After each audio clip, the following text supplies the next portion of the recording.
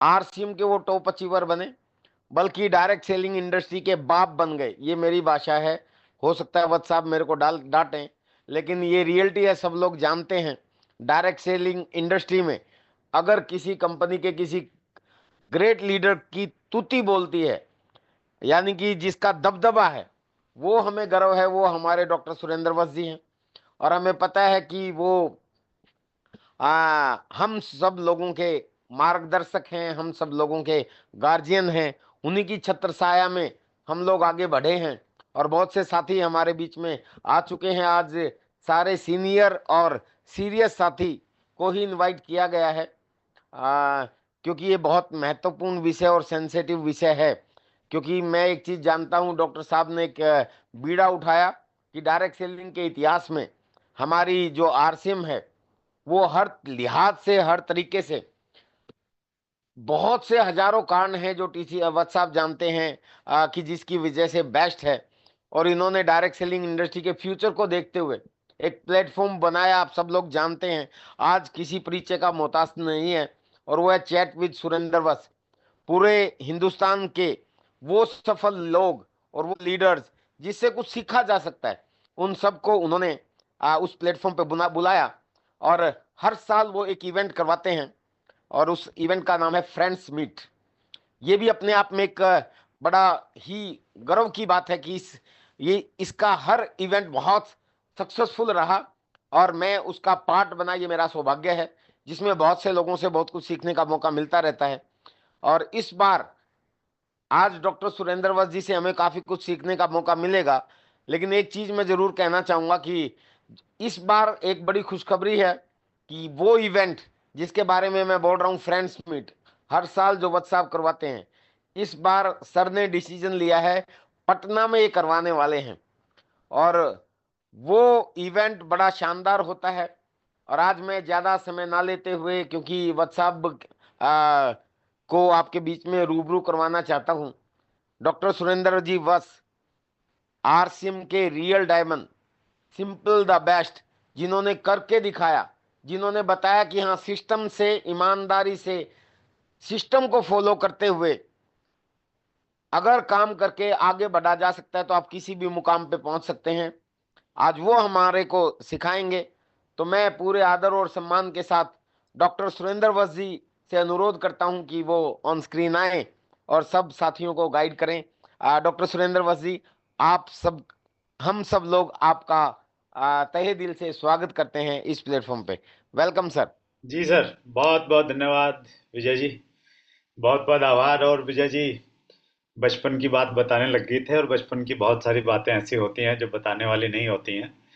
तो कहीं विजय जी वहां तक नहीं पहुंच जाते, तो विजय जी ने उस चीज़ का थोड़ा सा लिहाज रखा। सो बहुत बहुत धन्यवाद विजय जी। सो सभी साथियों का बहुत बहुत स्वागत है। बहुत शॉर्ट नोटिस पे आज की मीटिंग बुलाई है, और आपका यहाँ पे आना ये बताता है कि आप बहुत सीरियस। सभी का बहुत बहुत स्वागत है। आज की मीटिंग एक विशेष मकसद से बुलाई गई है। एक बहुत एक्साइटिंग न्यूज़ है। वो मैं आपको दूंगा, थोड़ा थोड़ा हिंट विजय सर ने उसके बारे में आपको दे दिया है, लेकिन उससे पहले मैं एक प्रेजेंटेशन शेयर करता हूँ आपको।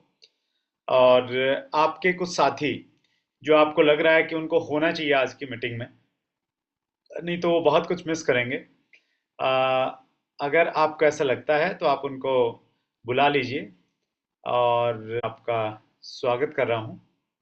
और चूंकि मैं चेन्नई में हूँ, तो चेन्नई के अनुसार स्वागत में कहते हैं वणक्कम। वणक्कम बोलते हैं नमस्कार को चेन्नई में। वाई आरसीएम, आरसीएम हमें क्यों करना चाहिए? विजय सर ने थोड़ा सा मेरे बारे में बताया कि मैं कई सारी गतिविधियों में शामिल रहता हूँ।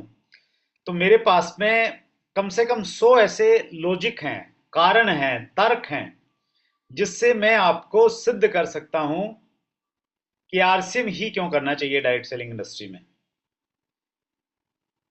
पहली वजह तो ये, मैं इसलिए बता रहा हूं आपको, इसलिए अधिकार रखता हूं बताने का, और थोड़ी सी ज्यादा नॉलेज इसलिए रखता हूं आप सबसे, क्योंकि मैं पिछले लगभग 13 सालों से डायरेक्ट सेलिंग इंडस्ट्री से जुड़ा हुआ हूं, एसोसिएशन से जुड़ा हुआ हूं। मिनिस्ट्री और सरकार के साथ में मिलकर हम लोग काम कर रहे हैं। भारत सरकार ने 2016 में गाइडलाइन लाई, उसकी उसका मैं गवाह बना, एक एक चीज़ मेरे सामने से गुजरी। 2021 में रूल जाए, उसकी बहुत अच्छे से जानकारी है। इसके अलावा एसोसिएशन में जब कोई भी कंपनी मेंबरशिप के लिए अप्लाई करती है तो उसकी स्क्रूटनी की जाती है, उसकी सारी चीज़ें चेक की जाती है। तो मैं स्क्रूटनी कमेटी का मेंबर रहा हूं, तो उस समय मैंने बहुत क्लोज से जाना कि कंपनियां कितने रुपए का प्रोडक्ट परचेज करती हैं, कितने का आगे सेल करती हैं, उनके प्लान क्या रहते हैं, अंदर की बातें क्या रहती हैं जो आम आदमी की समझ में नहीं आ पाती हैं। और इसके अलावा चैट विद सुरेंद्र वत्स में 200 से ज़्यादा लोगों का इंटरव्यू लिया है जो कहीं ना कहीं इंडिया की डायरेक्ट सेलिंग इंडस्ट्री को लीड कर रहे हैं, चला रहे हैं। उनसे बहुत कुछ समझने, सीखने और जानने का मौका मिला है। तो बहुत सारे ऐसे अनुभव हैं, उनके आधार पे मैं कह सकता हूं कि क्यों हम बेस्ट हैं। और इसीलिए इसी कॉन्फिडेंस की वजह से मैं हमेशा कहता हूं, नॉर्थ और साउथ, ईस्ट और west, RCM is the best.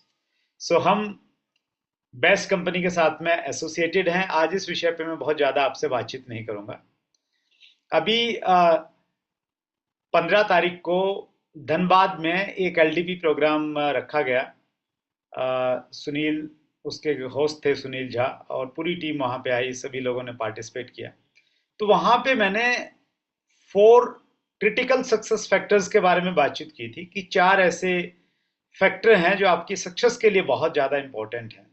उनमें से एक के बारे में मैं थोड़ा सा आपसे बातचीत करना चाहूंगा, और ये फैक्टर है हैव प्रोफेशनल अप्रोच। हमारी जो अप्रोच है ना, वो बहुत कैजुअल है। हम काम तो कर रहे होते हैं लेकिन हमारी अप्रोच सही नहीं है, और जब तक अप्रोच नहीं बदलेगी परिणाम नहीं बदलेंगे। डॉक्टर जितेन आड़िया एक बहुत बड़े ट्रेनर हैं, राइटर हैं। चैट विद सुरेंद्र वत्स में भी हमने उनको बुलाया, उनका इंटरव्यू आप देख सकते हैं, सुन सकते हैं। वो कहते हैं कि अगर आपने अपनी जिंदगी को एंजॉय करना है, मजे करने हैं जिंदगी में, तो आप अपने प्रोफेशन को अपना पैशन बना लीजिए। यानी आप जो काम करते हैं उस काम को इतनी लगन के साथ में कीजिए, डूब के कीजिए कि आपको उसमें मजा आ जाए, यानी वो आपका प्रोफेशन, आपका फिर पैशन बन जाएगा। लेकिन आंकड़े ये बताते हैं कि ज्यादातर लोग ऐसा नहीं कर रहे हैं, क्योंकि ज्यादातर लोगों को हार्ट अटैक सोमवार सुबह आता है। और सोमवार सुबह इसलिए आता है क्योंकि छुट्टी के बाद में या तो दुकान पे जाना पड़ता है या नौकरी पे जाना पड़ता है, और लोग वहां नहीं जाना चाहते। यानी आप लोग जो काम कर रहे हैं, ज्यादातर लोग वो पैशन के साथ नहीं कर रहे हैं, अपितु टेंशन के साथ में कर रहे हैं। इसलिए उनको दिक्कतें आती हैं और इसलिए उनकी जिंदगी में इश्यू क्रिएट हो रहे हैं। तो इसीलिए डॉक्टर जितेन आड़िया ने एक दूसरा विकल्प भी दिया।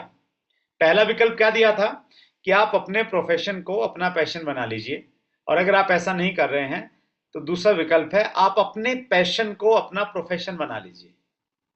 मतलब ये हुआ कि पैशन मतलब जिस चीज में आपको मजा आता है, आनंद आता है जिस काम को करने में, उस काम को इस तरीके से कीजिए कि उसके करने से पैसा भी आने लग जाए, तो फिर आपका पैशन प्रोफेशन में कन्वर्ट हो जाएगा।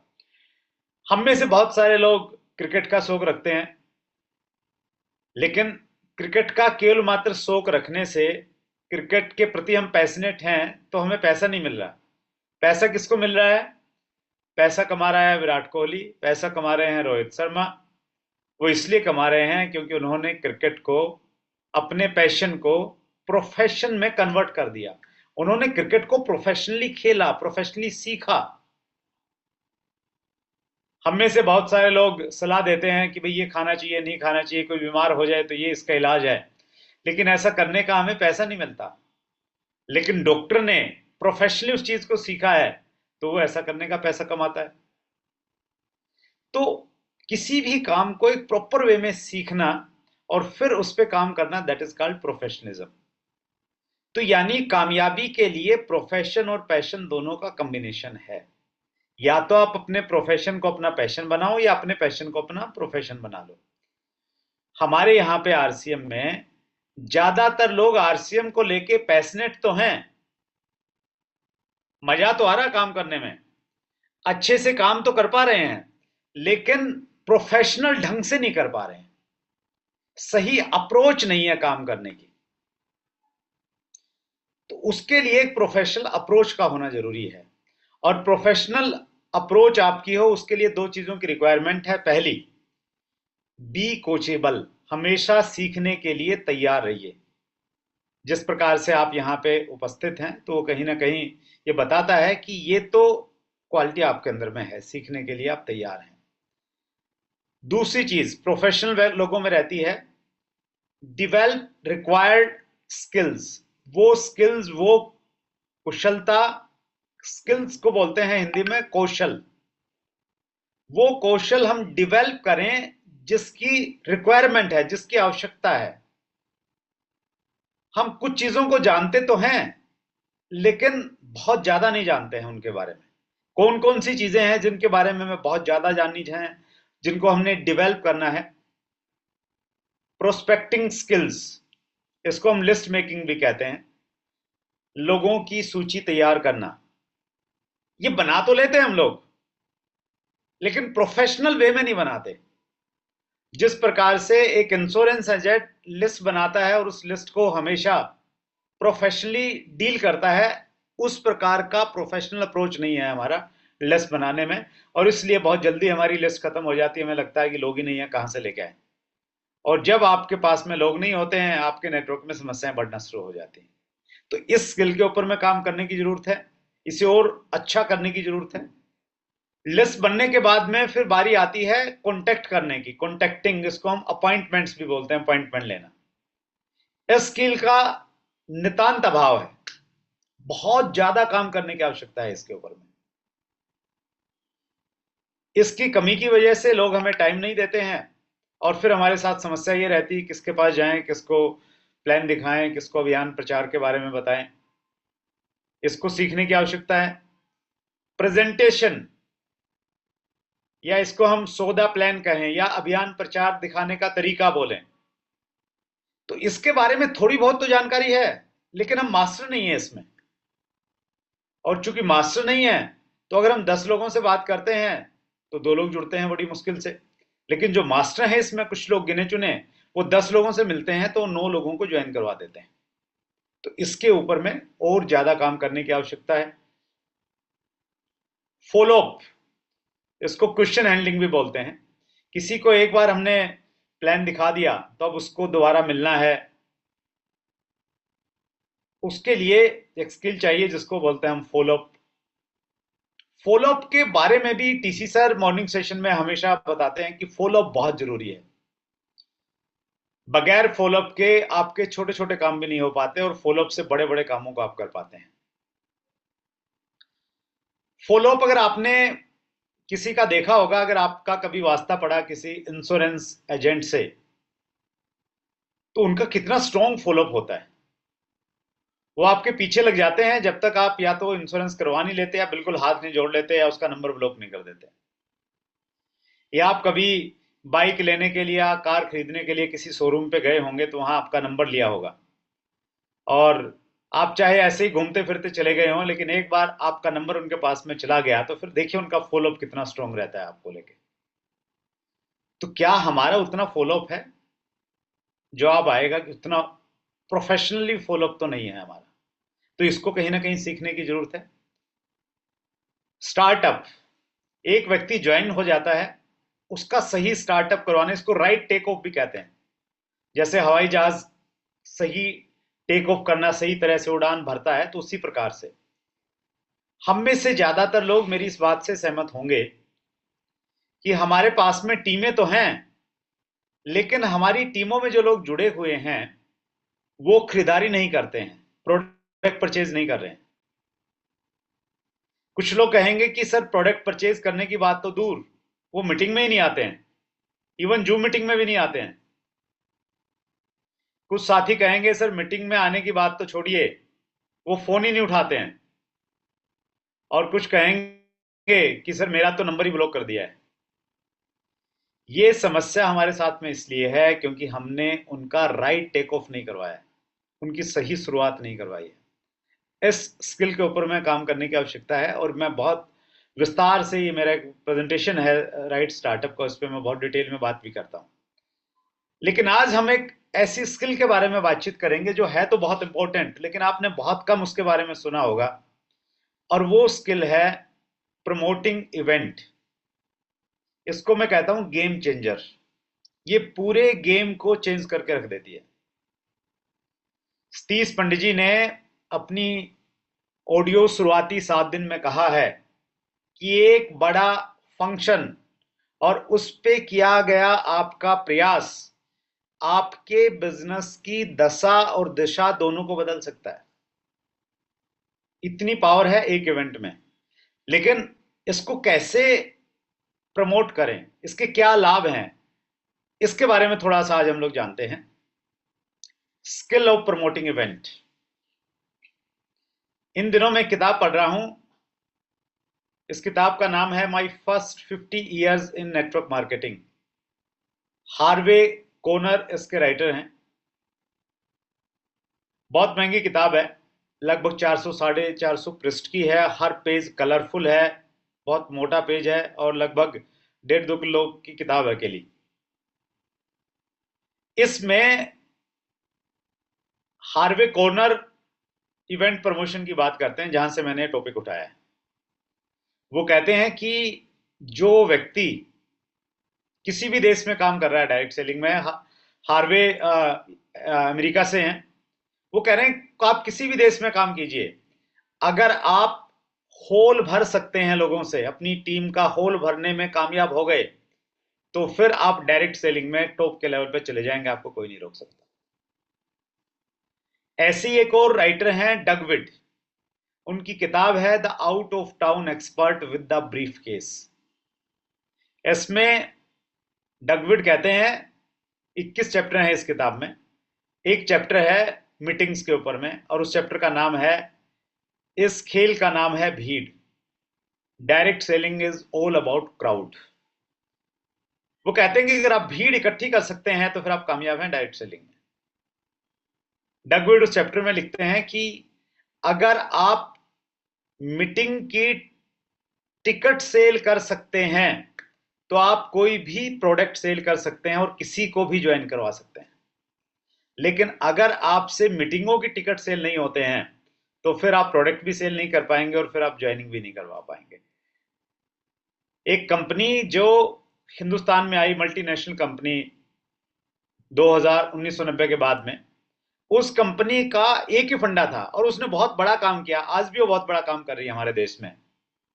वहां पे यही शिक्षा दी जाती थी कि मीटिंगों में लोगों को बैठाओ, जितने का प्रोडक्ट बिक रहा है उतने की किताबें और उतने की मीटिंगों की टिकट आपके ग्रुप में बिकनी चाहिए। वो बिक गई तो फिर प्रोडक्ट बिक जाएगा, फिर लोग ज्वाइन हो जाएंगे, क्योंकि लर्निंग का सोर्स वही है, मोटिवेशन का कारण वही है। तो दुनिया के जो बड़े बड़े लोग हैं वो इसके बारे में बातचीत करते हैं कि इस स्किल को जानना बहुत जरूरी है। क्यों इवेंट्स जरूरी हैं, क्यों इवेंट्स में हमें अपनी टीम को बैठाना चाहिए। सबसे पहला, सोशल प्रूफ। जब हमारी टीम के लोग या हम मीटिंग में बैठते हैं तो हमें सोशल प्रूफ मिल जाता है कि लोग इसको कर रहे हैं। और किसी भी चीज को जब लोग कर रहे होते हैं तो उसको करना आसान हो जाता है किसी भी व्यक्ति के लिए। दूसरा, बिगर विजन एंड अपडेट्स। आप होम मीटिंग में जाएंगे, छोटा विजन मिलेगा। मंथली सेमिनार में जाएंगे, ज्यादा लोग हैं, थोड़ा बड़ा विजन दिखेगा। एनिवर्सरी प्रोग्राम में आप आए 24 नवंबर को, उस प्रोग्राम में अगर आप बैठे होंगे 25,000 लोगों के बीच में तो आपको एक और बड़ा विजन दिखाई दिया होगा। तो जितना बड़ा प्रोग्राम उतना बड़ा विजन आपको उस प्रोग्राम से मिलता है। एंड अपडेट्स, और उसके अपडेट मिलते हैं, नई नई इंफॉर्मेशन आपको वहां से मिलती है। तीसरा फायदा, लिव इंस्पायर्ड। आप इंस्पायर्ड हो जाते हैं, आप उत्साहित हो जाते हैं, आप मोटिवेट हो जाते हैं वहां पे बैठ के। अगर आपकी टीम में निराशा का माहौल है, लोग काम नहीं कर पा रहे हैं, लोगों को लग रहा है कि यार हो नहीं रहा, चल नहीं रहा, आप एक इवेंट पे पूरी ताकत लगाइए और वो एक इवेंट आपके पूरे टीम को मोटिवेट कर देगी और बिजनेस को नेक्स्ट लेवल पे लेके चली जाएगी। तो इंस्पायरेशन के लिए जब आप ढीले हैं या आपकी टीम ढीली है तो उसको तेज करने का एक ही तरीका है, एक अच्छी सी जो अच्छी मीटिंग आपको लग रहा है कि इसके परिणाम आएंगे, उस पर आप अपनी पूरी ताकत लगा दीजिए। चौथा फायदा है मीटिंग का, reality of how much business is growing and how many new achievements are coming. Event में जाके हमें मालूम चलता है कि किस प्रकार की अचीवमेंट आ रही है। कुछ लोग जो रॉयल्टी पे जाने के लिए संघर्ष कर रहे हैं, रॉयल्टी पे नहीं जा पा रहे हैं, उनको लग रहा होगा कि रॉयल्टी बहुत मुश्किल है, रॉयल्टी पे कोई जा ही नहीं रहा है। लेकिन अगर आप 24 नवंबर में आए होंगे तो आपने देखा होगा वहां हजारों लोगों के हाथ में रॉयल्टी की ट्रॉफी थी। उसको देख के एक रॉयल्टी चीवर को लगा होगा कि कहीं ना कहीं मेरे काम करने के तरीके में कहीं ना कहीं दिक्कत है, मुझे अपनी स्पीड बढ़ानी पड़ेगी, लोग तो रॉयल्टी पे जा रहे हैं। एक व्यक्ति जो रॉयल्टी पे अटका हुआ है वो पर्ल पे नहीं जा रहा है। उसको यूनिवर्सिटी में देखा होगा सैकड़ों लोग पर्ल बने हैं एक साल में। उसके अंदर जोश भी आता है और उसको लगता है कि लोग जा रहे हैं।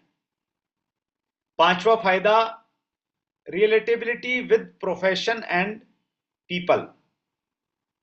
हम मीटिंग में जाके किसी न किसी व्यक्ति से या किसी न किसी प्रोफेशन से रिलेट करते हैं, एक कनेक्शन हमारा स्थापित हो जाता है और हमें लगता है कि हमें भी इसे करना चाहिए। उदाहरण के लिए आपकी टीम में एक वकील हैं, एडवोकेट हैं, और आप उनको आरसीएम के बारे में बता रहे हैं, उन्होंने ज्वाइन भी कर लिया है, काम नहीं कर रहे हैं क्योंकि उनको लगता है कि यार ये वकीलों का काम नहीं है। लेकिन वो अगर मीटिंग में आता है और मीटिंग में कोई व्यक्ति उसको बोलता है कि मैं एडवोकेट हूं, पिछले 5 साल से वकालत कर रहा हूं और मैं आरसीएम में जुड़ा और आज इस लेवल पे पहुंच गया हूं, तो उस वकील को देख के, उसको रिलेट करके वो व्यक्ति को लगता है कि मुझे भी करना चाहिए और वो डिसीजन ले लेता है और करने लग जाता है। तो बड़ी इवेंट्स में हर प्रोफेशन के लोग आते हैं, टीचर आते हैं, वकील आते हैं, डॉक्टर आते हैं, किसान आते हैं, स्टूडेंट हैं, हाउसवाइफ हैं, कराटे कोच आते हैं, हर तरह के लोग आते हैं, केबल ऑपरेटर आते हैं। तो उनको देख के रिलेट करके आदमी को लगता है कि यार ये कर रहा है तो मैं कर रहा हूं। कितने सारे लोग हैं जो मेरे से मिलते हैं, वो कहते हैं सर मैं भी केबल ऑपरेटर हूं, आपको देख के मुझे लगा था कि मैं कर सकता हूं और आज मैं रॉयल्टी पे पहुंच गया, मैं टेक्निकल पे पहुंच गया। वो एक कनेक्शन बनता है। तो आपकी टीम में बहुत आप हर व्यक्ति आपसे रिलेट नहीं कर सकता, तो इसलिए जरूरी है कि आप मीटिंग्स को फोकस कीजिए। Come in focus in come in appliance focus. जब तक आपकी अप्लाइन का फोकस आपके ऊपर में नहीं पड़ेगा तब तक आपको उनकी तरफ से डायरेक्शन और मार्गदर्शन, काउंसलिंग उस प्रकार से नहीं मिलेगी, क्योंकि बहुत सारे लोग हैं उनकी टीम में आपकी तरह। तो अगर आपने अपलाइन का फोकस ग्रहण करना है, मीटिंग में जाइए, अपलाइनों से मिलिए, और जब बार बार आप ऐसा करेंगे तो अपलाइन को ये लगेगा कि बहुत कमिटेड और बहुत सीरियस है। सातवां point, it plays role of third party. Meeting जो है थर्ड पार्टी का रोल प्ले करती है। थर्ड पार्टी का मतलब क्या हुआ? थर्ड पार्टी का मतलब यहां पे है कि जैसे हम अपनी टीम को कुछ बताना चाहते हैं, हम फर्स्ट पार्टी हैं, उनको समझ में नहीं आती चीज, लेकिन वही बात जब इवेंट में कोई दूसरा व्यक्ति बोलता है तो उनकी समझ में आती है, क्योंकि थर्ड प्रिंसिपल काम करता है। सतीश पंडित जी एक एग्जाम्पल देते थे बड़ा अच्छा, कि एक बार मुल्ला नसरुद्दीन अपनी बेगम के साथ एक होटल में गए और जैसे ही वो लिफ्ट में प्रवेश किए उसी समय एक खूबसूरत महिला भी लिफ्ट के अंदर में प्रवेश किया। कोई भी खूबसूरत चीज है, चाहे वो खूबसूरत गाड़ी है, चाहे वो खूबसूरत घर है, खूबसूरत पुरुष है या खूबसूरत महिला है, वो ध्यान आकर्षित करती है। तो मुल्ला जी का ध्यान भी उस महिला के ऊपर में गया। अब मुल्ला जी उसको देख भी रहे हैं और साथ में ये भी देख रहे हैं कहीं बेगम नहीं देख रही हो, और फिर ये भी सोच रहे हैं कि 4-5 सेकंड का ही टाइम है, लिफ्ट ऊपर वाले माले पे जाएगी और ये महिला चली जाएगी, फिर अफसोस करता रहूंगा। तो इसी उधेड़ बुन में हूं कि देखूं नहीं देखूं और कितना देखूं,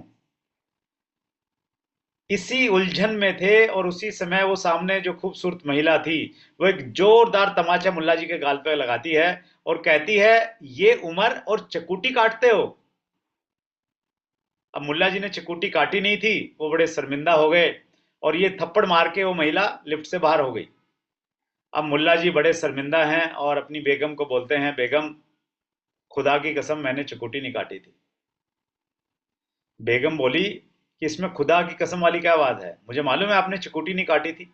बोले आपको कैसे मालूम? बोली चिकूटी तो मैंने काटी थी, और मैंने इसलिए चिकूटी काटी, तुम उस महिला को ऐसे ऐसे देख रहे थे तो मुझे लगा कि मैं तुम्हें एक चाटा मारूं। तो मुल्ला जी ने कहा कि अगर आपको ऐसा लग रहा था तो आप मार देते, मुझे उससे क्यों मरवाया? बेगम ने कहा कि थर्ड पार्टी प्रिंसिपल ज्यादा काम करता है, उससे मरवाया ना, काफी दिन तक याद रहेगा तुम्हें। तो वो बहुत सारी बातें जो आप खुद नहीं बता पाते अपनी टीम को, तो वहां पे कोई थर्ड पार्टी वहां पे उनको बता देती है और वो बात उनकी समझ में आ जाती है। आठवीं वजह जिसकी वजह से हमें मीटिंग प्रमोट करनी चाहिए, सॉल्यूशन ऑफ इंटरनेशनल प्रॉब्लम। पंडित जी कहते थे कि एक हम सबके साथ में एक इंटरनेशनल प्रॉब्लम है, और वो प्रॉब्लम ये है कि हमारी बी लाइन नहीं चलती, यानी बी लाइन में उतना बिजनेस नहीं है जितना ए लाइन में है। और ये इंटरनेशनल प्रॉब्लम इसलिए है क्योंकि हमारी बी लाइन में कम लोग बैठते हैं और ए लाइन के लोग ज्यादा बैठते हैं। और जब हमारी बी लाइन में ज्यादा लोग बैठने लग जाएंगे तो फिर बी लाइन बड़ी हो जाएगी। तो अगर कहीं ना कहीं हमने अपनी बी लाइन को बड़ा करना है, छोटे ग्रुप को बड़ा करना है, या सी डी तीसरी चौथी लेग आपने चला रखी है उसको बड़ा करना है, तो उसका एक ही तरीका रहता है कि बड़े इवेंट्स में आप अपनी छोटी लेग के लोगों को ज्यादा से ज्यादा बैठाइए। तो ये 8 फायदे हैं जिसकी वजह से हमें मीटिंग में आना चाहिए। और हम होम मीटिंग में भी जाते हैं, मंथली मीटिंग में भी जाते हैं, एनिवर्सरी प्रोग्राम भी आपने देखा, लेकिन डायरेक्ट सेलिंग इंडस्ट्री का जो सबसे बड़ा इवेंट है, साल का सबसे बड़ा इवेंट, वो इवेंट होता है फ्रेंड्स मीट। फ्रेंड्स मीट 2025, जिसके बारे में विजय सर ने थोड़ी सी बातचीत की। ये इवेंट हम हर साल दिल्ली में करते थे। और इसकी शुरुआत कैसे हुई? चैट विद सुरेंद्र वत्स की शुरुआत हमने की 1 जनवरी 2019 को, इस उद्देश्य से कि हमने डायरेक्ट सेलिंग इंडस्ट्री को यूनाइटेड करना है, एक ताकत बनानी है और सबसे सीखना है। एक साल जब होता गया, लोगों ने इसको काफी सराहा, काफी अप्रिशिएट किया। बहुत सारे लोगों के मैसेजेस और फोन आने लग गए कि सर हम आपसे मिलना चाहते हैं। अब सब लोगों से, आप लोगों के लिए तो मैं अवेलेबल हूं हमेशा अपलाइन होने के नाते, लेकिन दूसरे लोगों ने थोड़ा ज़्यादा महत्व दिया, उनको लगा कि भाई हमें मिलना है। तो हर किसी से मिलना मुश्किल था, पर्सनली तो टाइम नहीं दिया जा सकता। तो हमने डिसाइड किया कि साल में एक दिन हम लोग एक मीटिंग करेंगे और उसको बोलेंगे फ्रेंड्स मीट, दोस्तों से मिलना। तो 2020 में हमने पहला इवेंट किया, और वो अपने आप में एक अनोखा इवेंट था। डायरेक्ट सेलिंग इंडस्ट्री में कभी ऐसा नहीं हुआ कि जहां 25-30 अलग अलग कंपनियों के बड़े लीडर्स, टॉप लीडर्स एक साथ एक मंच पर खड़े हुए हों। उस इवेंट में आ, विजय सर भी थे, बाकी लोग थे, कुछ लोग रहे होंगे। दिल्ली में वो इवेंट रहा और लगातार हमने वो इवेंट दिल्ली में ही किए। लेकिन इस बार परमात्मा की कुछ ऐसी मर्जी रही कि दिल्ली में जहां पे हम ये प्रोग्राम करने वाले थे, वो वेन्यू हमें नहीं मिला। और फिर एक लाइव प्रोग्राम में मैं गया था। हर महीने की 1 तारीख को 7 बजे मैं एक प्रोग्राम करता हूँ, सीधी बात डॉक्टर सुरेंद्र वत्स के साथ। वो लाइव रहता है यूट्यूब पे, फेसबुक पे, इंस्टाग्राम पे, हर जगह। तो उस प्रोग्राम में मैंने पूछा कि इस बार का फ्रेंड्स मीट कहाँ करना चाहिए। तो ज्यादातर लोगों ने कहा कि पटना करना चाहिए।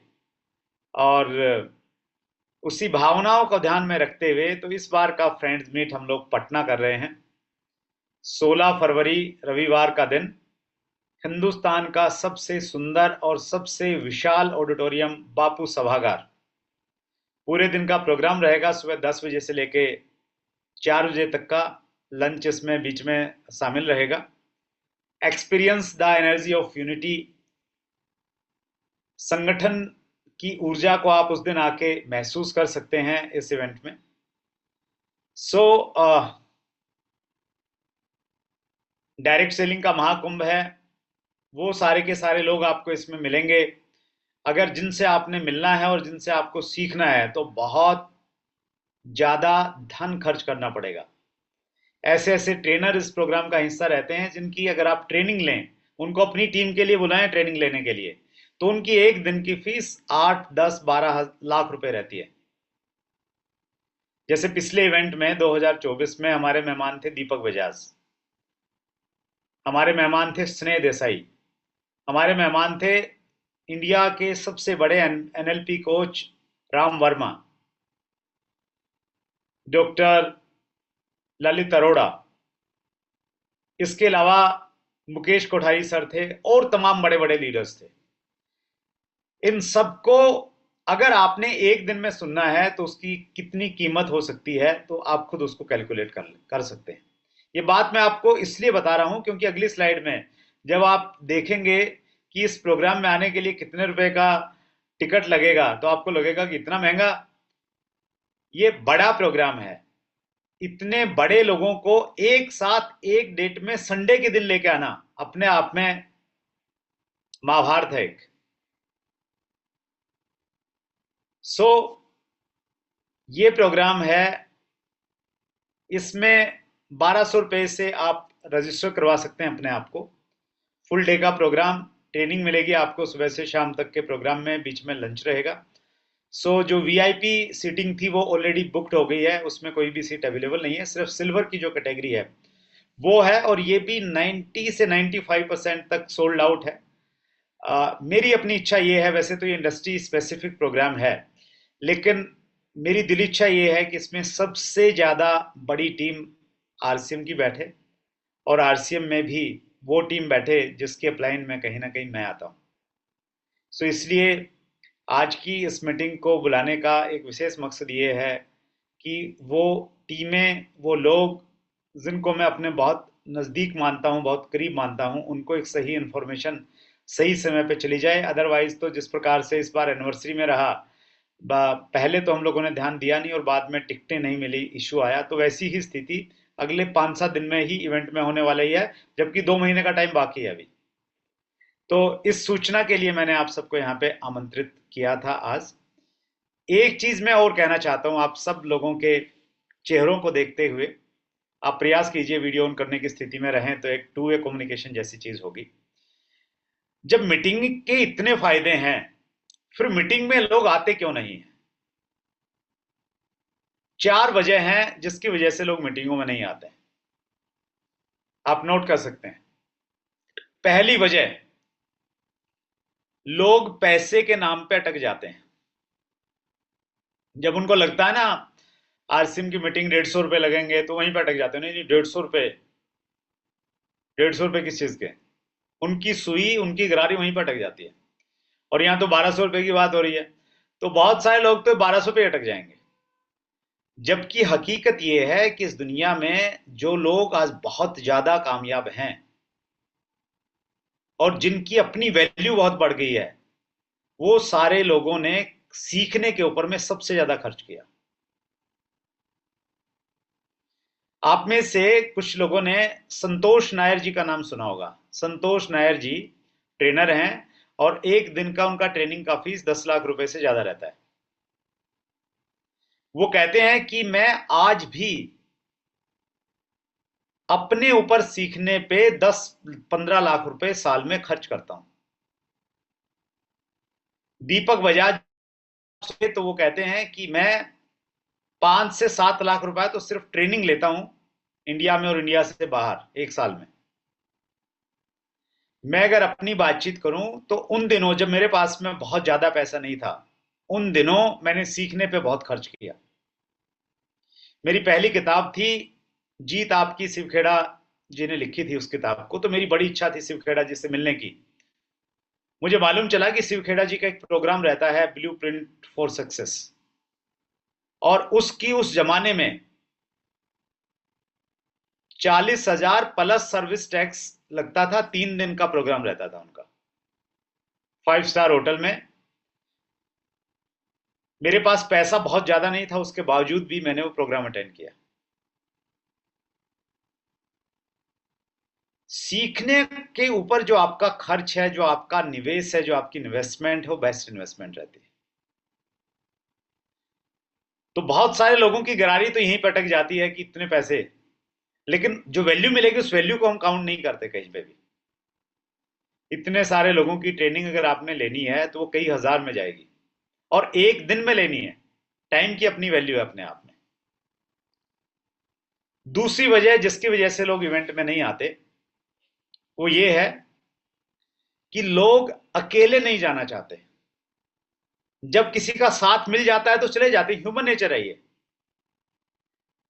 कोई धार्मिक यात्रा में आपके अड़ोस पड़ोस में दोस्त मंडली जा रही है, हरिद्वार जा रहे हैं, मथुरा वृंदावन जा रहे हैं, हज की यात्रा करने के लिए जा रहे हैं, तो जा रहे हैं तो आप भी साथ में चल पड़ेंगे, चलो यार मैं भी चलता हूं, मैं भी मन बना लेता हूं।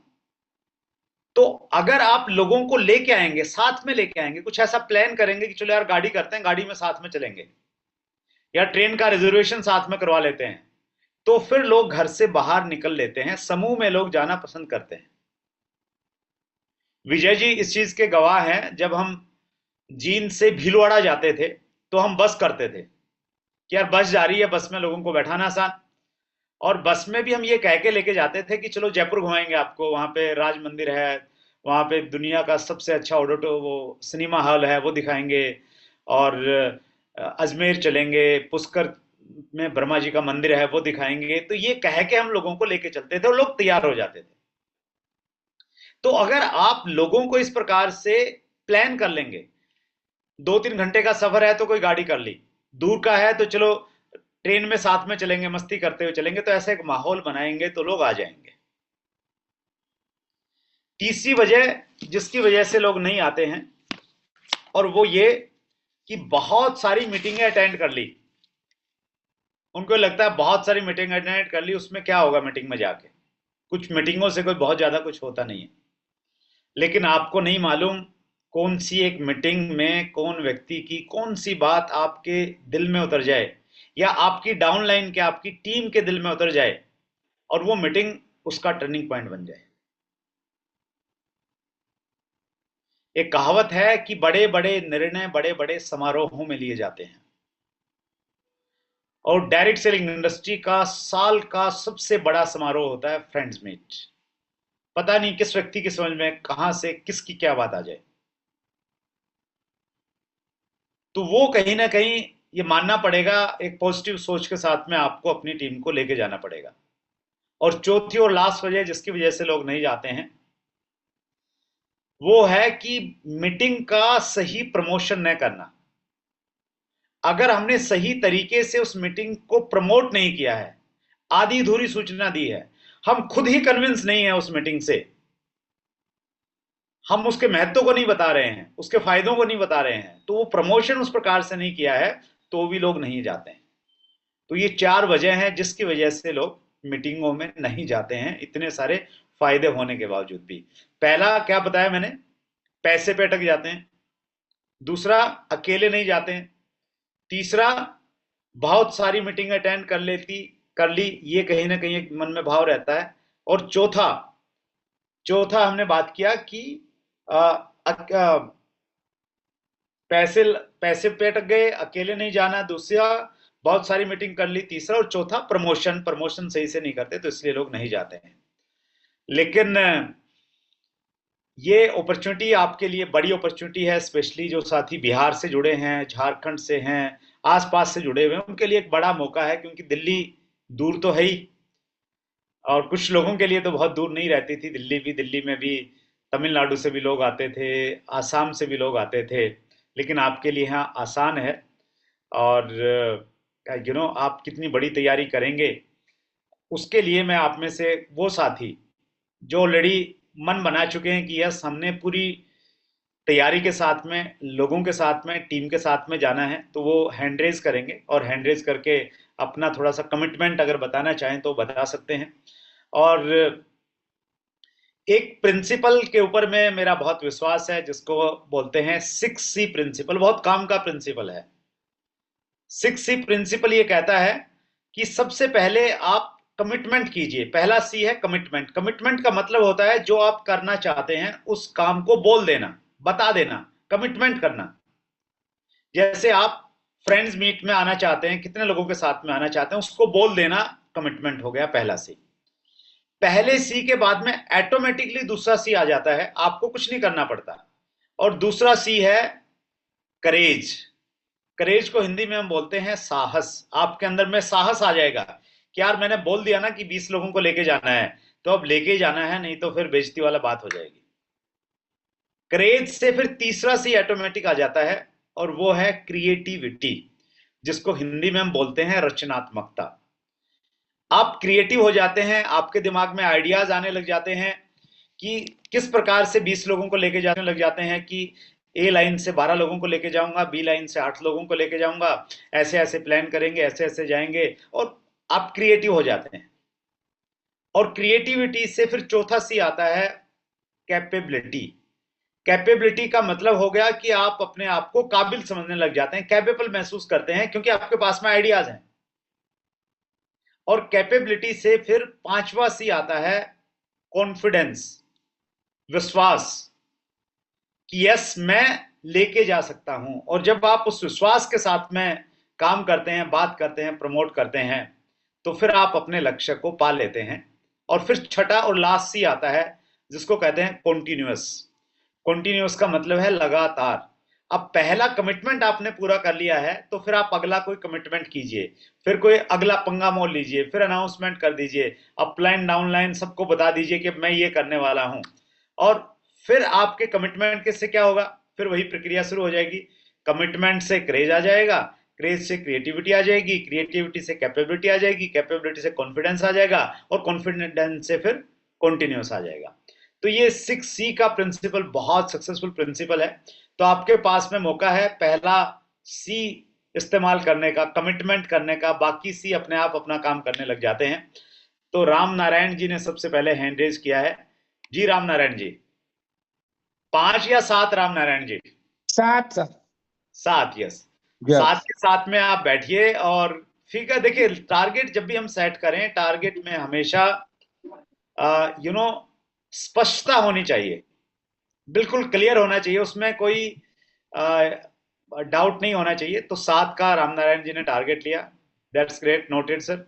और मैं रिक्वेस्ट करूंगा कि जो सीनियर अपलाइन में इमराल्ड से ऊपर वाले लोग हैं, उनकी टीम से जो जो भी साथी टारगेट ले रहा है, तो उसको आप जरूर नोट करके रखिएगा।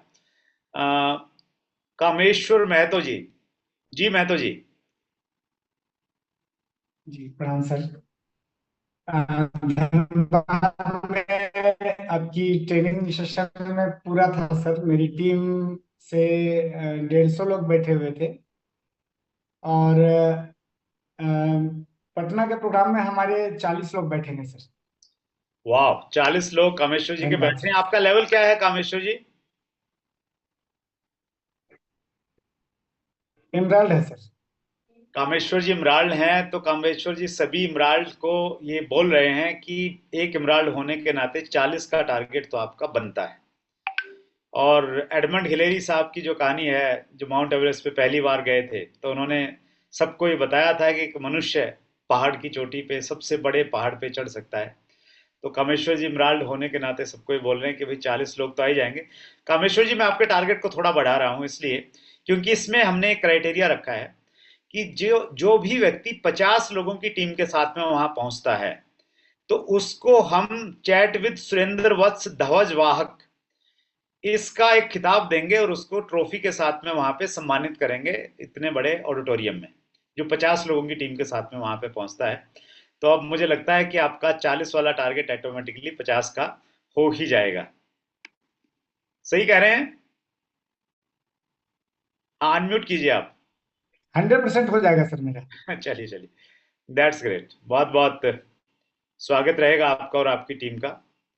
राइट, अशोक कुमार दास के पास में हम जाते हैं। यस अशोक जी। सिकंदर जी आपको बाद में ले लेता हूं मैं। नहीं, आपके टारगेट को सुन के बाकी लोगों को थोड़ा उथल पुथल नहीं हो जाएगी उनके दिलो दिमाग में, तो आपको मैं लास्ट में लेता हूं, बड़े लीडर्स को। यस अशोक जी।